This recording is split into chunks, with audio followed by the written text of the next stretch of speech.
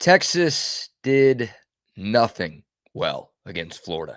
A few more takeaways from Saturday's loss coming up on Locked On Longhorns.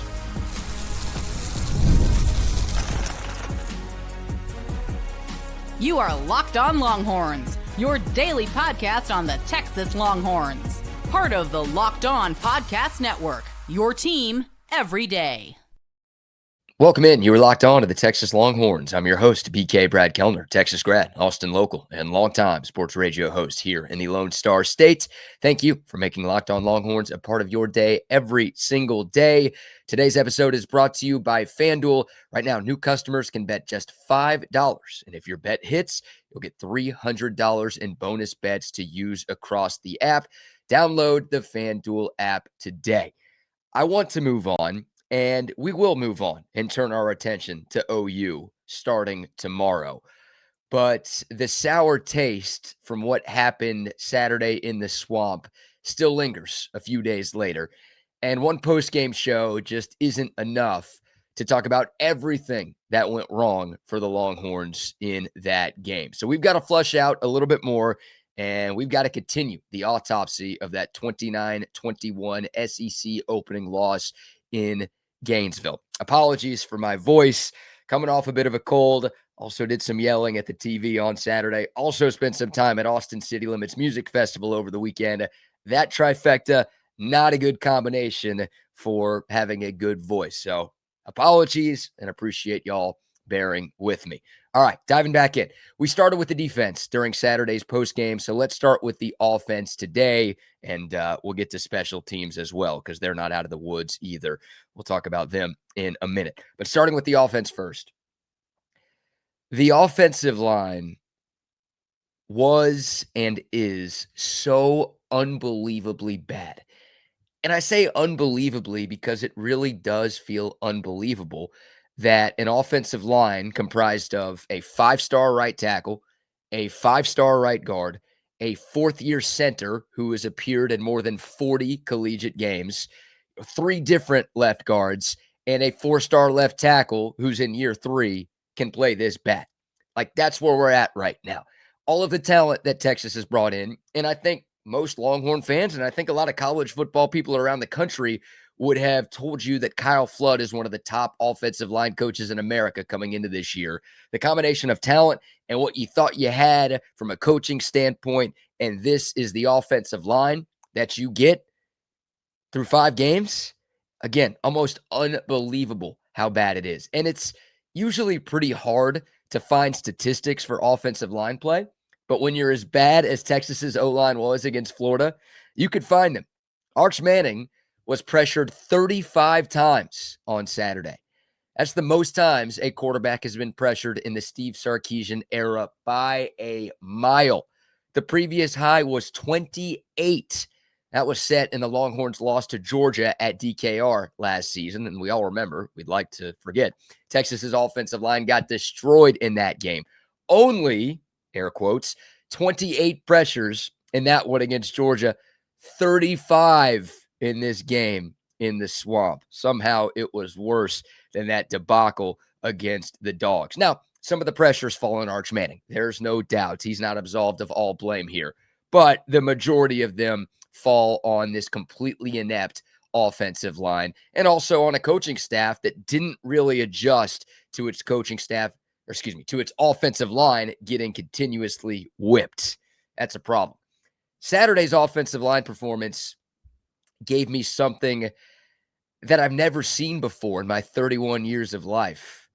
According to Pro Football Focus, Connor Stroh, who started the game at left guard for the Longhorns, had a pass blocking grade of 48.8. I've seen that before, but that's bad. And it was so bad that Stroh got benched late in the first half. He actually came back in for a couple of plays in the second quarter, but he got benched permanently at halftime, and he did not play in the second half. Here's what I haven't seen. His replacement, Nick Brooks, had a pass blocking grade of 0.0. I didn't even know that was possible. I don't know how that's possible. 0.0. The pass grade, the pass blocking grade, I should say, for the true freshman Nick Brooks, who was recruited as a tackle. I have no idea why he was even playing left guard, and I have less of an idea why they left him out there at left guard when he looked completely incompetent. He wasn't great run blocking either. He also committed a couple of penalties, so it was a lot of bad from Nick Brooks everywhere, but a 0.0 pass blocking grade. It's like he didn't even turn in the assignment. How do you get a 0?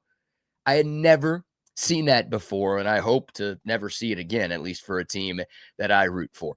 The Texas left guard position, that combination of Connor Stroh and Nick Brooks, it was responsible for allowing 45% of Arch Manning's pressures. It's also according to Pro Football Focus. So again, 35 total pressures. The left guards responsible for 45% of those 35. It's about 16. So 16 pressures allowed by one singular position on the offensive line. That almost sounds made up. It's so bad. If you watch the game, though, I don't know if it does sound made up because the left guard was getting beat on every single play, regardless of who was out there in the burnt orange and white. So bad. And look, the rest of the offensive line didn't fare much better in pass protection either. We mentioned in the postgame that Florida, there's no T in there. Florida entered Saturday's game with 6 sacks.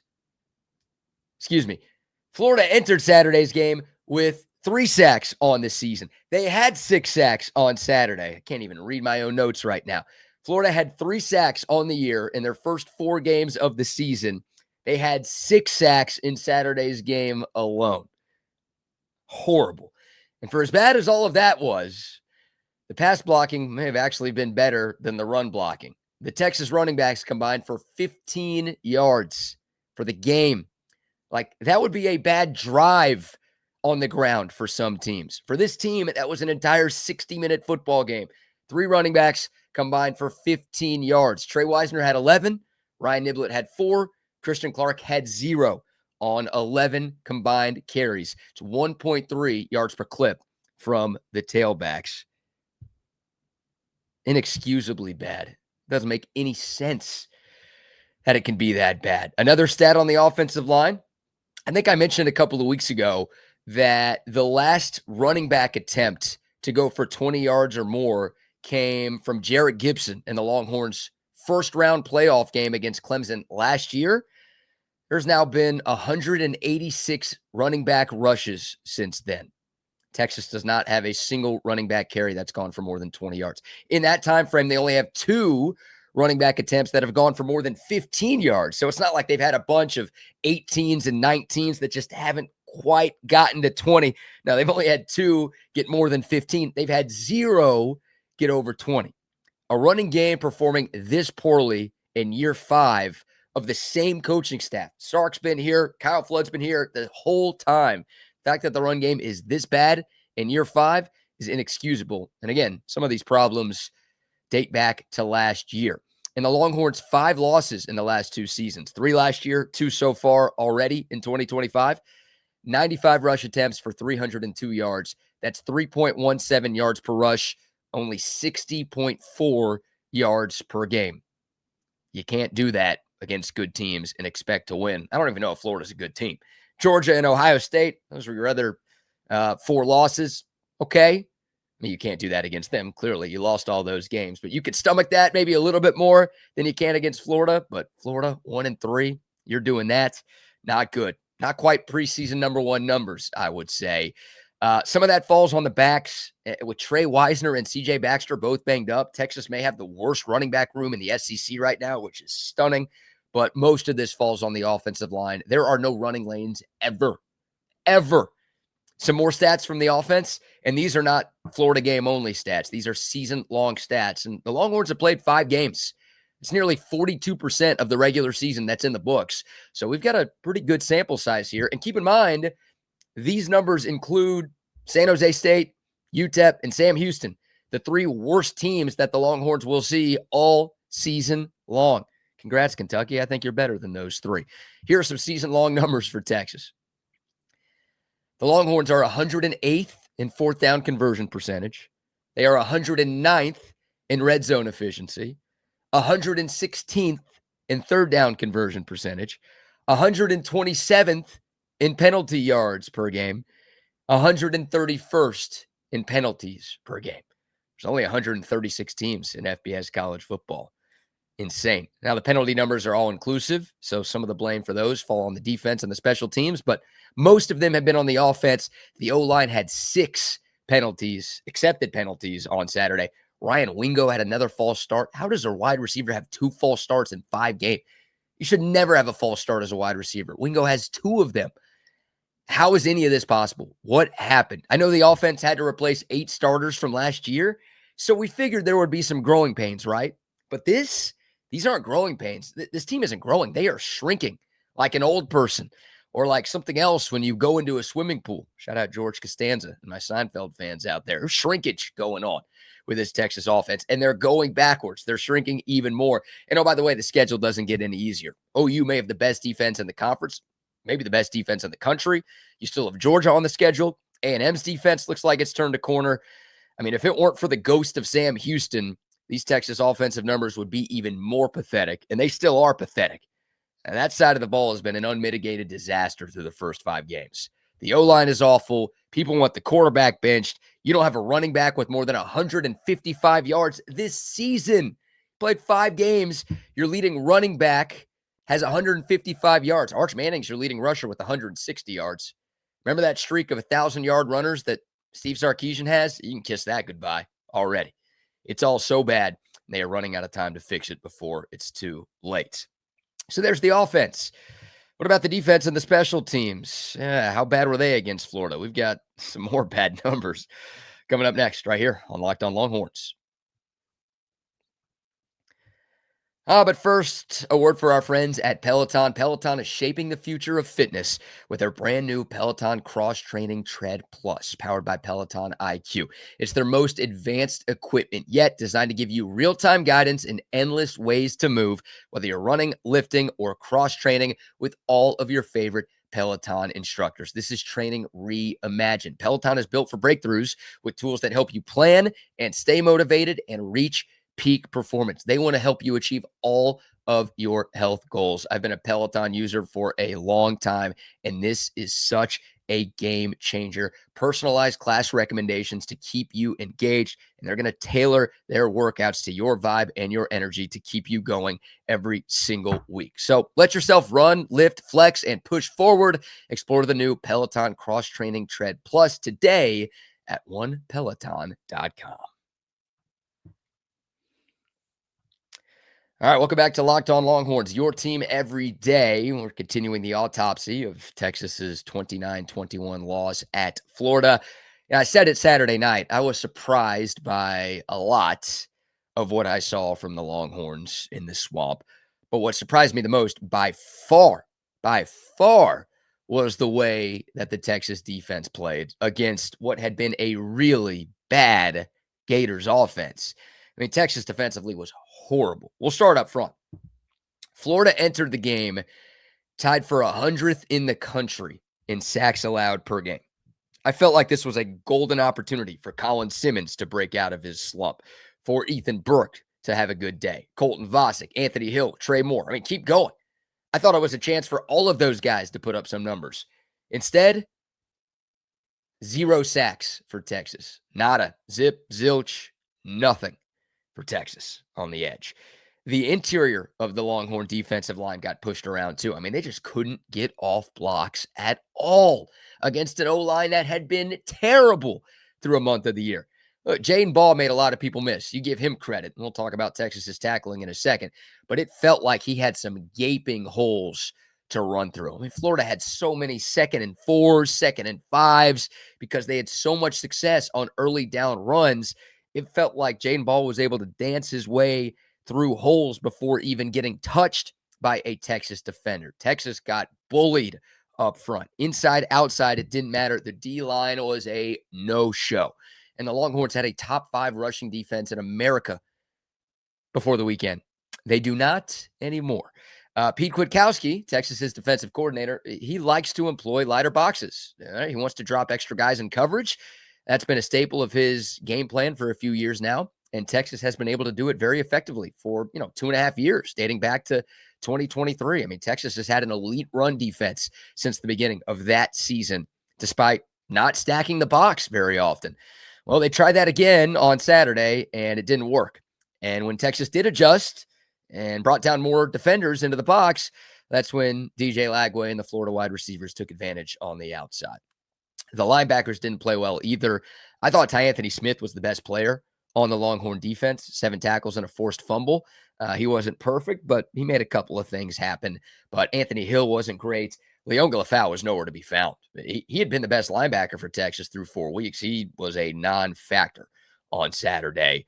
The linebacking play, which had been so good to this point, was so bad on Saturday. And then the secondary, boy, did we miss Manny Muhammad. That guy might be the MVP of this team right now with how bad the secondary looked without him there. Everybody got burned. Early on, it was a bunch of crossing routes that killed Texas. And then the Longhorns adjusted to that a little bit. And then again, when Texas started bringing some extra guys into the box, they had to play more one-on-ones on the outside, and they got beat a lot of times by freshman receivers. Like, no disrespect to Dallas Wilson and Vernell Brown. Those guys are great players. How could I disrespect them after what they just did? I don't know if those guys know like 50% of the Florida playbook yet. And they just out-athleted Texas. They got whatever they wanted against a Texas secondary that's supposed to be really good and had been really good. It was insane. I mean, rough day for Kobe Black. Horrible day for Kobe Black. Tough day for Cade Phillips, the true freshman. Grayson Littleton wasn't great either. Again, everybody in the secondary took their lumps.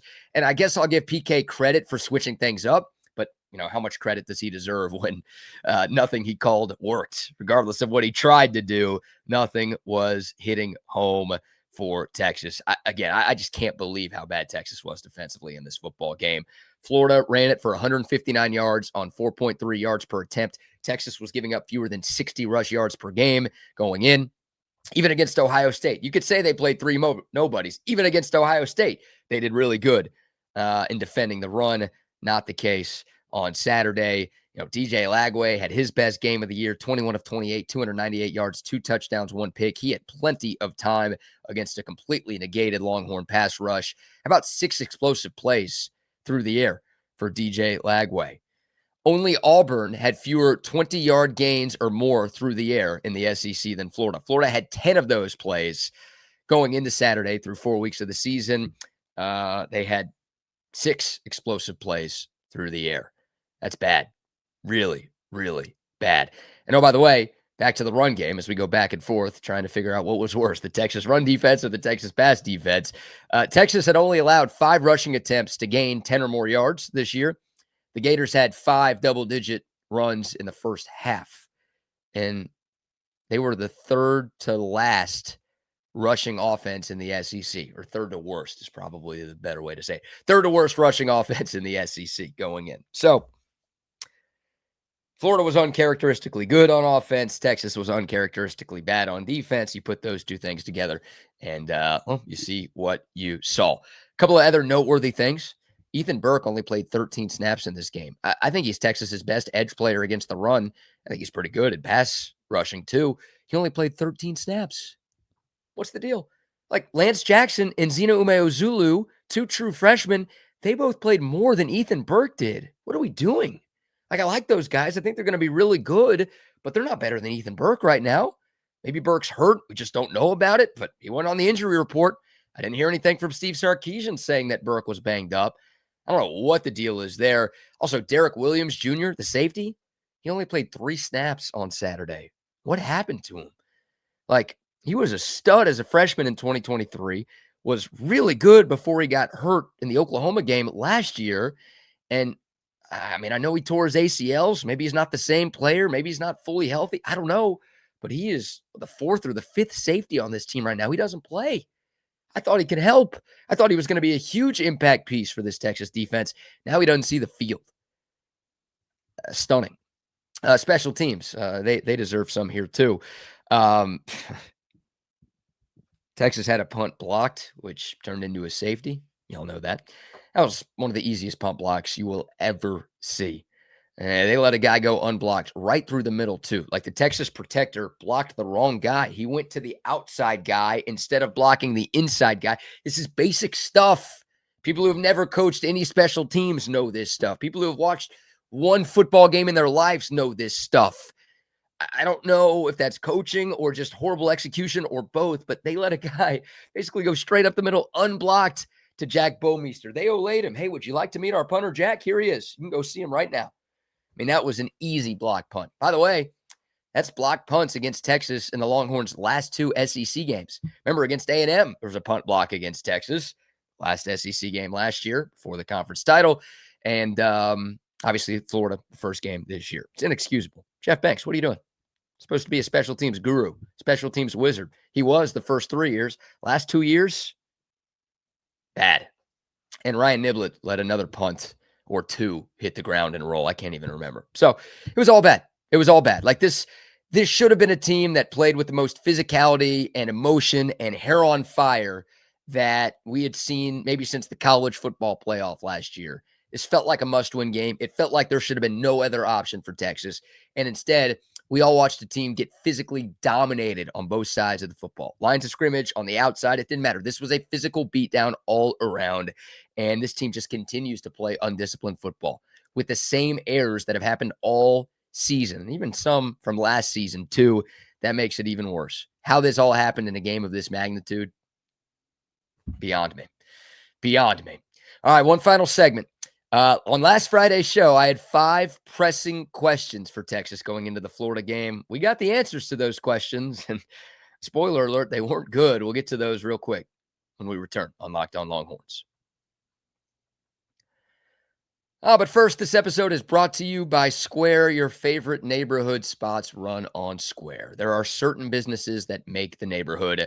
These are the places that become an extension of home, whether it's the sports bar dedicated to your team's fan base, the spot with the best wings in town on game day, that might be your local sports bar, or just that beloved local chain that's been rooted in your community for years. Yeah, Austin's changed a lot, but there's still a number of great local spots that have been around a long, long time. These are the businesses that we love. These are the businesses that bring people together. And when neighborhood businesses thrive, the whole neighborhood thrives. I love supporting the local Austin community. And when we show up as a community, it can mean big business for local business owners. Money spent in the neighborhood stays in the neighborhood. So take this ad as an excuse to go support your favorite local spot and have yourself a day in the neighborhood. Square is a proud partner of more than 4 million neighborhood businesses around the world. You can go to square.com/go/lockedoncollege to learn more. But before you do that, go support your favorite neighborhood spot. You'll be happy you did. It's Square. We'll see you in the neighborhood. And some love to FanDuel as well. The NFL season is in full swing, and FanDuel has an offer that you don't want to miss. Right now, new customers can bet just $5 and get $300 in bonus bets if you win. That's right. Pick a bet, put down $5. If it hits, you will unlock $300 in bonus bets to use across the FanDuel app instantly. Yeah, it makes watching football even more exciting when you've got a little money on the action. Prop bets, parlays, live in-game betting. Nobody does it better. Nobody has more ways to win than our great friends at FanDuel. So what are you waiting for? Visit FanDuel.com to download the FanDuel app today to get started. All right, final segment, Tuesday edition, Locked On Longhorns, your team every day. Last Friday, I had 5 pressing questions for Texas going into the game against Florida. These were kind of keys to the game, but also just, what's going to happen for Texas against Florida. And they went 0 for 5 on these keys or answering these questions, however you wanted to define it. We'll rapid fire these here. The first question was, can Texas tone down the penalties? Nope. Going into the game, the Longhorns ranked 127th in the country in penalty yards per game. They ranked 122nd in penalties per game. Well, on Saturday, Texas had 10 penalties for 75 yards. Believe it or not, the 75 yards actually brought the season average down in terms of penalty yardage. The 10 penalties did not. Did the exact opposite. So the Longhorns, an incredibly undisciplined team, bottom 10 in the country in penalties per game and penalty yards per game. Just unbelievable Unbelievably undisciplined. Crazy. And if they don't clean that up, they're going to lose more, maybe a lot more. Number 2, we asked, what happens if Manny Muhammad can't go? We got the answer. Manny Muhammad did not play for Texas on Saturday. I don't think we realized how good he was. I mean, we knew he was this team's number 1 corner, but I didn't realize how much of a difference maker he was in this Texas secondary because they looked horrible without him. Kobe Black was god-awful. God-awful. I think he was the worst-graded player for Texas's defense on Saturday. Cade Phillips, the true freshman, didn't have much of a better go. I thought Jalen Gilbo was pretty solid for Texas, but, Grayson Littleton got picked on. The safety play wasn't all that great. I mean, we wondered what the secondary could look like if number 5 couldn't play, and we got our answer, and it was not the answer we wanted to see. Another question we asked, can the Longhorns start fast? Mentioned that Texas is 20-1 under Steve Sarkisian when scoring first. They did not score first on Saturday. They got punked in the first quarter. Florida got the ball first. How about an 84-yard touchdown drive? 13 plays, 84 yards, took 7 minutes off the clock. That all happened before Texas got the ball. When Texas finally did get the ball, they punted. Right back to Florida. Gators marched down the field, kicked a field goal. It was 10-0 before everyone got into their seats at Ben Hill Griffin Stadium.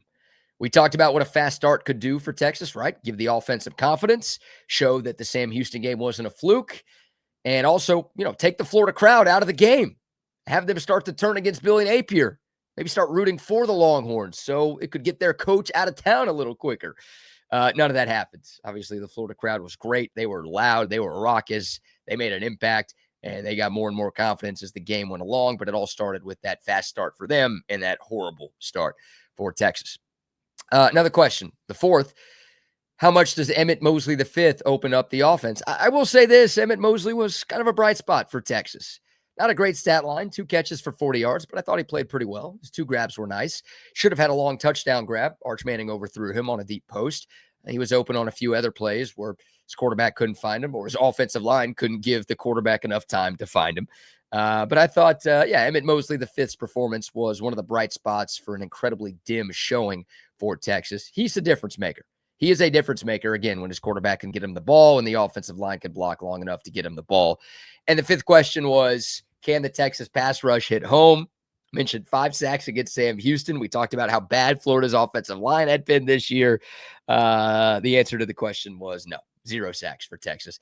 DJ Lagway got the ball out incredibly quick. It's a great game plan by Florida.